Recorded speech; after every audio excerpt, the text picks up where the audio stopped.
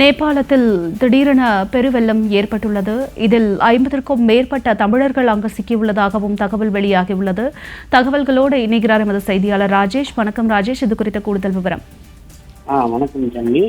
நேபாளம் நாட்டின் திபெத் பகுதியில் வந்து பார்த்தீங்கன்னா பனிப்பாறை ஏரி உடைப்பின் காரணமாக அப்பகுதியில் வெள்ளம் ஏற்பட்டுள்ளது. இதில் தமிழ்நாட்டை சேர்ந்த 57 பேர் வெள்ளப்பெருக்கில் சிக்கியுள்ளதாகவும் கூறப்படுகிறது. இந்த நிலையில பார்த்தீங்கன்னா அதாவது தஞ்சாவூர் மாவட்டம் கும்பகோணத்தில் உள்ள சூப்பர் யாத்ரா ஏஜென்சி மூலமாக திருச்சி, சென்னை, சிதம்பரம், மயிலாடுதுறை, திருவாரூர், புதுச்சேரி, கும்பகோணம், தஞ்சாவூர், ஓசூர், திருவண்ணாமலை, கிருஷ்ணகிரி, தருமபுரி உள்ளிட்ட பகுதியை சேர்ந்த சுற்றுலா பயணிகள் பார்த்தீங்கன்னா யாத்திரைக்காக கடந்த 23ஆம் தேதி 57 பேர் 3 பேருந்துகள் நேபாளம் நேபாள நாட்டிற்கு சென்றுள்ளனர். இந்த நிலையில பார்த்தீங்கன்னா கும்பகோணத்தை சேர்ந்த அது மட்டும் இல்லாமல் தஞ்சாவூர் பகுதியை சேர்ந்த மொத்தம் 17 பேர் சென்றுள்ளதாகவும் கூறப்படுகிறது.